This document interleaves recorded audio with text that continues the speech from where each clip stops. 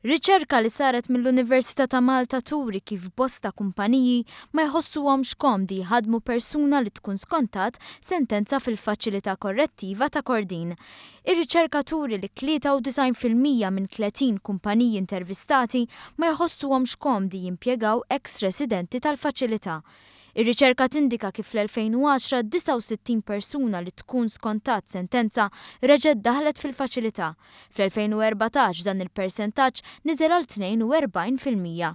Din l-istampa tissuġġerixxi l-bżonn ta' iżjed ħidma biex dawn il-persuni jerġgħu jiksbu d-dinjità. F'dan l-isfond il-Ministru għall-Intern ħabbar li ġie kkummissjonat bord ta' reviżjoni indipendenti immexxi minn Martin Xikluna biex janalizza sezzjonijiet differenti fil-faċilità. L-għan tiegħu huwa li naraw stampa ta' sitwazzjoni fiex jinsab il-faċilità korrettiva ta' Kordin illum mill-aspetti kollha tagħha, ġifieri mhux se nħarsu biss lejn l-inmates li qegħdin fil-faċilità korrettiva, manki l-operat, it-tmexxija, il-ħaddiema x'hemm bżonn intejbu biex ikollna stampa aħjar ta' kif nistgħu ħanetek l-operat mod sħiħ intejbuh għal żmien li ġej. Din l-analiżi għandha tiftaħ it-triq għal bidliet meħtieġa fil-faċilità.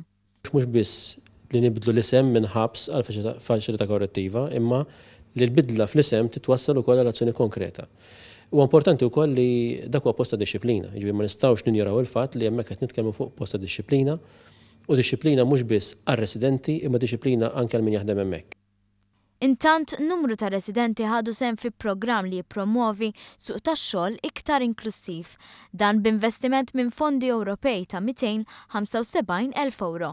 Il-programm kien immexxi mill-Kunsill Lokali ta' Raħal Ġdid li sab l-appoġġ tal-Faċilità Korrettiva ta' Kordin, l-Emkast u l-Università ta' Malta. Ir-residenti ħadu sehem f'korsijiet li jvarjaw minn dawk tal-informatika sa dawk ta' snajja.